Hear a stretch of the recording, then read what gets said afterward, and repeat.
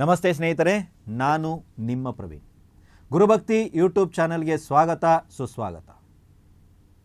ದಾರಿದ್ರ್ಯ ನಿವಾರಣೆಗೆ ಹಲವಾರು ಪರಿಹಾರಗಳನ್ನು ಮಾಡ್ತಾ ಇದ್ದೀವಿ. ಲಕ್ಷ್ಮೀ ಮಂತ್ರ ಜಪ ಇತ್ಯಾದಿಗಳನ್ನ ಮಾಡ್ತಾ ಇದ್ದೀವಿ. ಇದ್ರ ಜೊತೆಗೆ ಒಂದು ತಂತ್ರ ಪರಿಹಾರವನ್ನು ನಾನು ಕೊಡ್ತೀನಿ. ಒಂದಲ್ಲ, ಎರಡು. ಆಯಿತಾ?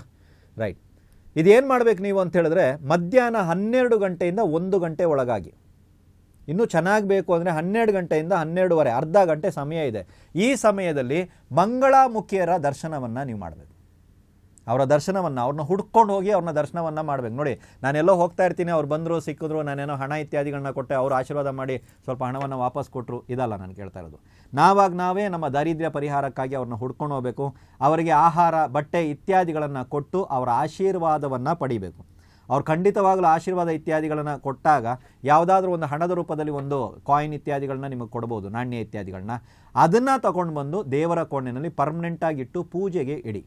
ಇದು ನಿಮಗೆ ದಾರಿದ್ರ್ಯವನ್ನು ನಿವಾರಣೆ ಮಾಡುತ್ತೆ. ಮತ್ತೆ ಹೇಳ್ತಾ ಇದ್ದೀನಿ, ಮಧ್ಯಾಹ್ನ 12 ಗಂಟೆಯಿಂದ 12:30 ಅಂದರೆ ಅರ್ಧ ಗಂಟೆ ಸಮಯದ ಒಳಗಾಗಿ ಆಹಾರ ಅಥವಾ ಏನಾದರೂ ಒಂದು ದಿನಸಿ ಅಥವಾ ಯಾವುದಾದ್ರು ಒಂದು ಬಟ್ಟೆ ಇತ್ಯಾದಿಗಳನ್ನು ತಗೊಂಡೋಗಿ ಮಂಗಳಾಮುಖಿಯರ ದರ್ಶನವನ್ನು ಮಾಡಿ ಅವರಲ್ಲಿ ಆಶೀರ್ವಾದವನ್ನು ಪಡೆಯಿರಿ. ಆಶೀರ್ವಾದ ರೂಪದಲ್ಲಿ ಬಂದಂಥ ನಾಣ್ಯವನ್ನು ತಗೊಂಡು ನಿಮ್ಮ ಮನೆಯಲ್ಲಿ ದೇವರ ಕೋಣೆಯಲ್ಲಿಟ್ಟು ಪೂಜೆ ಮಾಡೋದಕ್ಕೆ ಪ್ರಾರಂಭ ಮಾಡಿ.